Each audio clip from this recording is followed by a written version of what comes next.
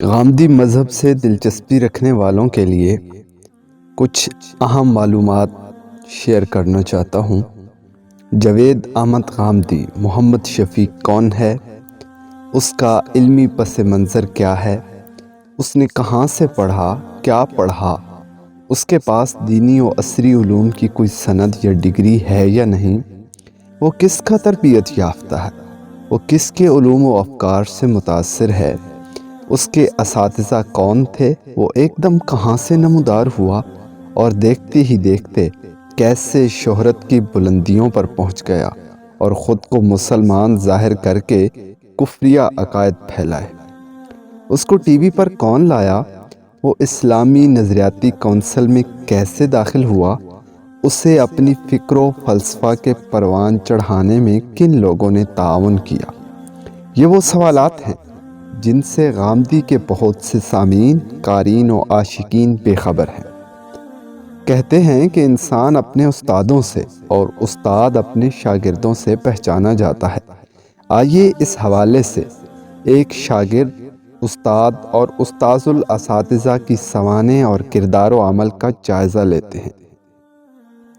حمید الدین فراہی، یہ 1900 کا ذکر ہے۔ ہندوستان پر برطانوی سامراج کی دوسری صدی چل رہی تھی۔ ہندوستان کا وائسرائے مشہور، ذہین اور شاطر دماغ یہودی لارڈ کرزن تھا۔ ان صاحب کو مسلمانوں سے خدا واسطے کا بیر اور صہیونی مقاصد کی تکمیل کا شیطانی شغف تھا۔ انگریز نے بر صغیر کی زمین پاؤں تلے سے کھسکتے دیکھ لی تھی۔ سونے کی ہندوستانی چڑیا کے پر وہ نوچ چکا تھا۔ اب مشرق وسطیٰ میں تیل کی دریافت اور عرض اسلام کو اپنے گماشتوں میں تقسیم کرنے کا مرحلہ درپیش تھا۔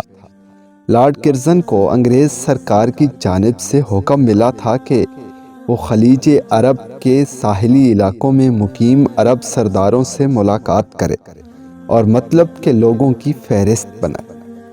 خلیج عرب کے ساحلی علاقوں سے مراد کویت، سعودی عرب کا تیل سے لبالب مشرقی حصہ جو اس وقت آل سعود کے زیر نگیں تھا، نیز بحرین، قطر، متحدہ عرب امارات میں شامل 7 مختلف ریاستیں اور عمان ہے۔ برطانیہ کے وزیر اعظم ونسٹن چرچل اور امریکی صدر فرینکلن روزویلٹ ریت پر لکیریں کھینچ کر جتنا کم اتنا لذیذ کے اصول پر عمل کرتے ہوئے جس طرح کیک کے چھوٹے چھوٹے ٹکڑے کرتے ہیں، اسی طرح جتنا مال اتنا چھوٹا کے اصول پر عرب ریاستیں اپنے دوست عرب سرداروں میں تقسیم کر چکے تھے۔ اب اس تقسیم کو عملی جامہ پہنانے کے لیے فیلڈ ورک کی ضرورت تھی اور لارڈ کرزن اپنے مخصوص یہودی پس منظر کے سبب یہ کام بخوبی کر سکتا تھا۔ لارڈ کرزن خلیج عرب کے خفیہ دورے پر فوری روانہ ہونا چاہتا تھا اور اسے کسی معتمد اور رازدار عربی ترجمان کی ضرورت تھی۔ بر صغیر میں عربی اس وقت 2 جگہ تھی، یا تو دارالعلوم دیوبند اور اس سے ملحقہ دینی مدارس، یا پھر علی گڑھ کا شعبہ عربی۔ اول ذکر سے تو ظاہر ہے کوئی ایسا ٹاؤٹ ملنا دشوار تھا۔ لارڈ کرزن کی نظر انتخاب اسی طرح کی مشکلات کے حل کے لیے قائم کیے گئے ادارہ علی گڑھ پر پڑی۔ وہاں ایک مانگو تو 4 ملتے تھے۔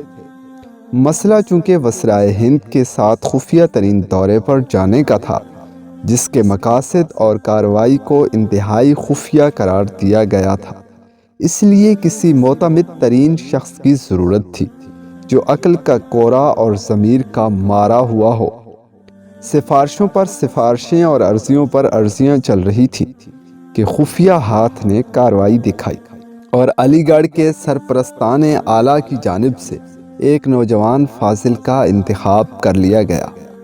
لارڈ کرزن صاحب کو ان کی عربی دانی سے زیادہ سرکار سے وفاداری کی غیر مشروط یقین دہانی کرائی گئی، اور یوں یہ اجمی عربی دان مسلمان ہو کر بھی اس تاریخی سفر پر انگریز وائسرائے کا خادم اور ترجمان بننے پر راضی ہو گیا۔ جس کے نتیجے میں آج خلیجی ریاستوں میں استعمار کے مفادات کے محافظ حکمران کلا گاڑے بیٹھے ہیں اور امریکی اور برطانوی افواج کو تحفظ اور خدمات فراہم کر رہے ہیں۔ یہ نوجوان فاضل حمید الدین فراہی تھا، جو اتر پردیش کے ضلع اعظم گڑھ میں ایک گاؤں فراہا میں پیدا ہوا۔ یہ مشہور مورخ علامہ شبلی نعمانی کا کزن تھا۔ علی گڑھ یونیورسٹی میں تعلیم پائی اور ایم اے کالج میں عربی پڑھاتا رہا۔ لارڈ کرزن کی ہمراہی کے لیے اس کے انتخاب میں علی گڑھ میں موجود ایک جرمنی پروفیسر جوزف ہورز کی سفارش کا بڑا دخل تھا، جو یہودی نسل تھا اور فراہی پر اس کی خاص نظر تھی۔ آپ نے اس سے عبرانی زبان سیکھی تھی تاکہ تورات کا مطالعہ اس کی اصل زبان میں کر سکے۔ لارڈ کرزن صاحب جناب فراہی کی صلاحیت اور کارکردگی سے بہت خوش تھا، چنانچہ واپسی پر اسے انگریزوں کی منظور نظر ریاست حیدرآباد میں سب سے بڑے سرکاری مدرسہ میں اعلیٰ مشاہرے پر رکھ لیا گیا اور آپ نے وہاں سے اس کام کا آغاز کیا جو قسمت کا مارا یہودیوں کا پروردہ ہر وہ شخص کرتا ہے جسے عربی آتی ہو۔ آپ نے اپنے آپ کو قرآن کریم کی مخصوص انداز میں خدمت کے لیے وقف کر لیا۔ مخصوص انداز سے مراد یہ ہے کہ تمام مفسرین سے ہٹ کر نئی راہ اختیار کی کہ قرآن کریم کو محض لغت کی مدد سے سمجھا جائے۔ یہ لغت پرست مفسرین دراصل اس راستے سے قرآنی آیات کو وہ معنی پہنانا چاہتے تھے جس کی ان کو ضرورت محسوس ہو، اگرچہ دوسری آیات یا احادیث مفسرین صحابہ و تابعین کے اقوال اس کی قطعی نفی کرتے ہوں۔ در حقیقت قرآن سے ان حضرات کا تعلق انکار حدیث پر پردہ ڈالنے کی کوشش ہوتا ہے، جیسا کہ تمام منکرین حدیث کا خاصہ ہے کہ وہ اپنے اس عیب کو چھپانے کے لیے قرآن کریم سے بڑھ چڑھ کر تعلق اور شغف کا اظہار کسی نہ کسی بہانے کرتے رہتے ہیں۔ واضح رہے کہ یہ وہی حیدرآباد ہے جہاں شاعر مشرق علامہ اقبال جیسے فاضل شخص کو محض اس لیے ملازمت نہ مل سکی کہ وہ مغرب دشمن شاعری کے مرتکب تھے، لیکن فراہی پر لارڈ کرزن کا دست کرم تھا کہ حیدرآباد کی آغوش ان کے لیے خود بخود واہ ہو گئی اور اسے ایک بڑے علمی منصوبے کے لیے منتخب کر لیا گیا۔ اس منصوبے نے جو برگ و بار لائے، انہیں مسلمانان بر صغیر بالخصوص آج کے دور کے اہلیان پاکستان خوب بھگت رہے ہیں۔ فراہی نے تفسیر نظام القرآن لکھی جس کی مقبولیت کا یہ عالم ہے کہ کتب خانوں میں تلاش کرنے سے بھی مل کے نہیں دیتی۔ علامہ شبلی نعمانی فراہی کے بارے میں اس وقت شدید تحفظات کا شکار ہو گئے تھے جب ان کی بعض غیر مطبوعہ تحریر دارالمصنفین میں شائع ہونے کے لیے آئیں، لیکن ان کی طباعت سے انکار کر دیا گیا کہ زبردست فتنہ پھیلنے کا خطرہ تھا۔ فراہی اپنے پیچھے چند شاگرد، چند کتابیں اور بے شمار شکوک و شبہات چھوڑ کر سن 1930 میں دنیا سے رخصت ہو گیا۔ امین احسن اصلاحی فراہی نے حیدرآباد سے منتقل ہونے کے بعد اعظم گڑھ کے ایک قصبے سرائے میر میں مدرسۃ الاصلاح نامی ادارہ قائم کیا۔ نام سے ہی معلوم ہوتا تھا کہ وہ تفسیر کے مسلمہ اصولوں کی اصلاح کر کے نئی جہتیں پیدا کرنا چاہتا تھا۔ اس کے اس مدرسے میں سن 1922 میں ایک نوجوان فارغ ہوا جو اساتذہ کا منظور نظر اور چہیتا تھا۔ فراہی نے اسے دعوت دی کہ وہ ان کے ساتھ مل کر قرآن کریم کا مطالعہ کرے۔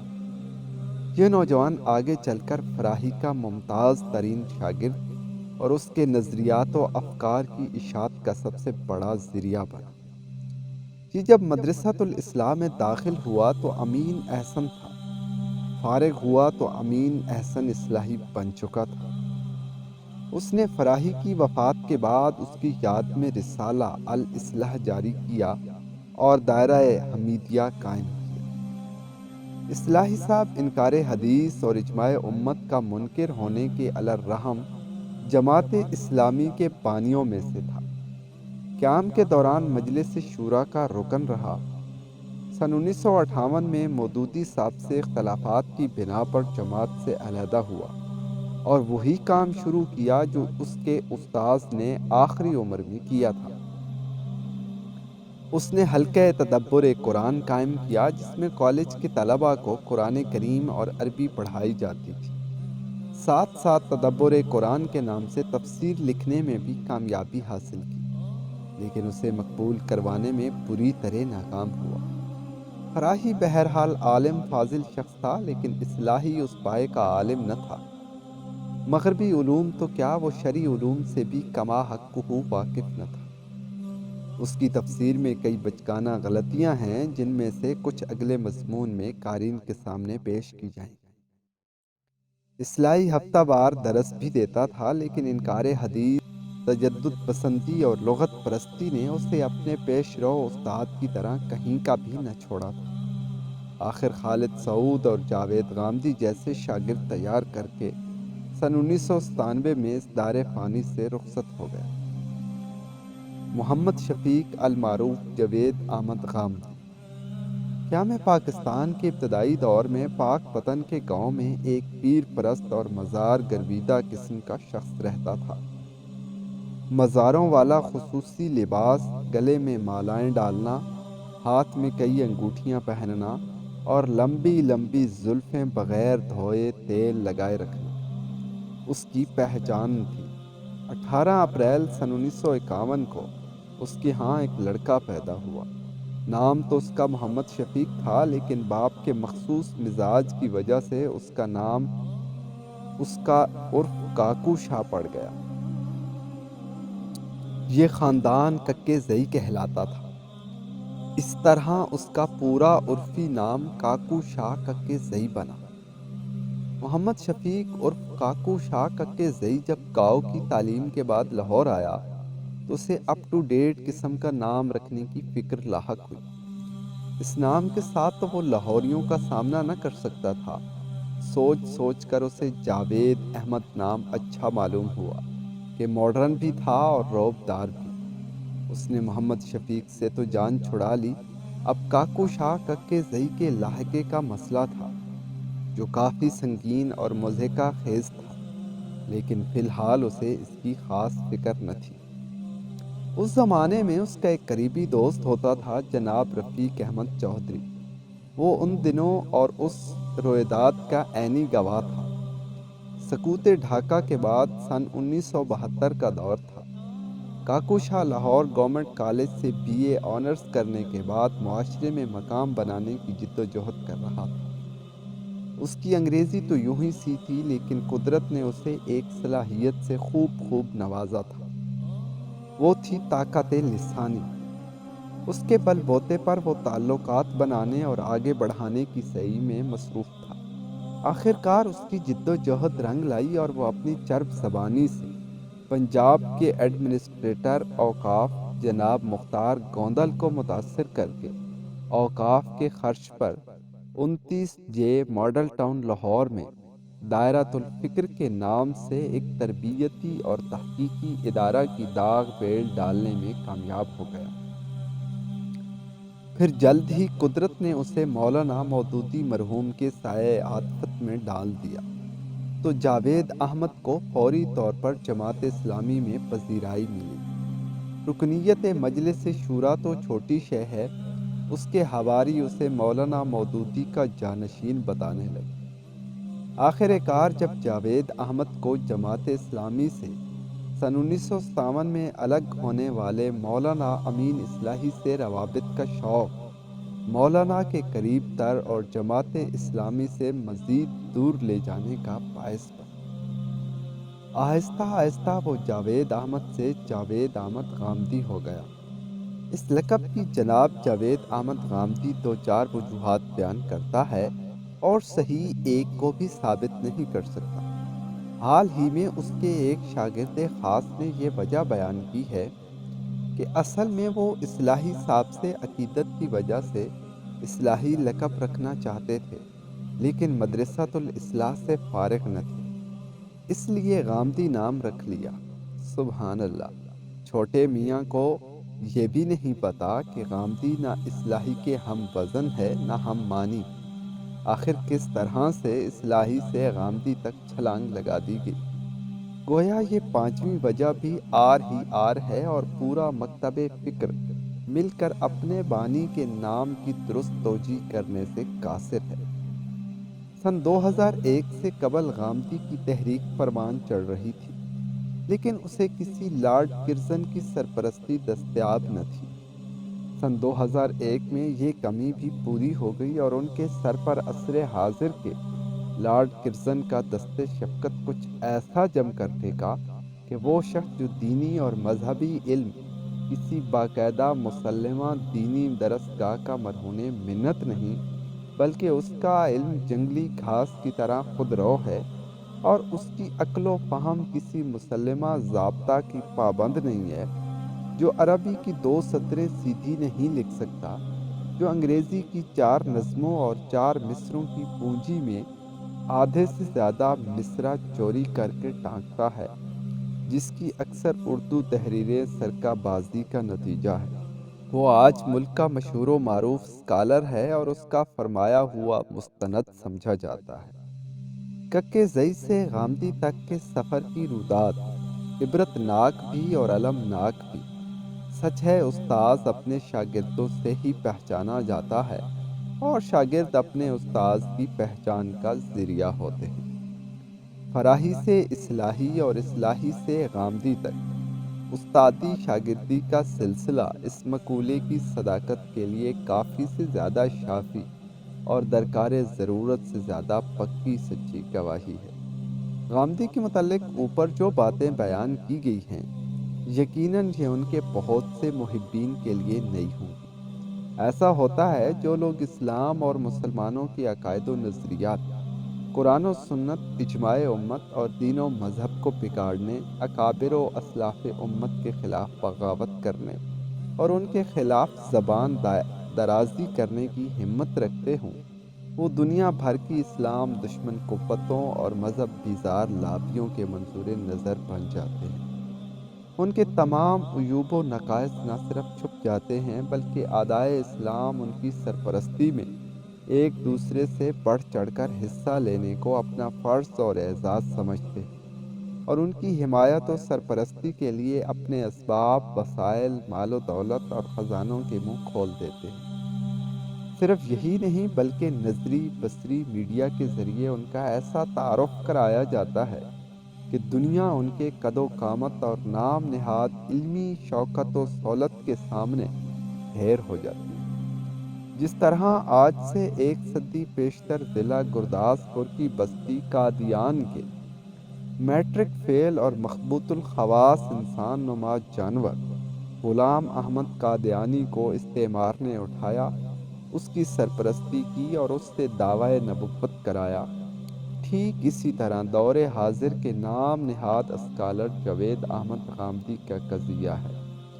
جس طرح غلام احمد قادیانی کا کوئی پس منظر نہیں تھا اور اس میں اس کے سوا کوئی کمال نہیں تھا کہ اس نے مسلمانوں کے قرآن کے مقابلہ میں نیا قرآن، مسلمانوں کے دین کے مقابلہ میں نیا دین اور مسلمانوں کے نبی کے مقابلہ میں نئی نبوت کا اعلان کیا، جہاد جیسے دائمی فریضہ کو حرام قرار دیا اور حیات و نزول عیسیٰ علیہ السلام کے قطعی عقیدہ کا انکار کیا۔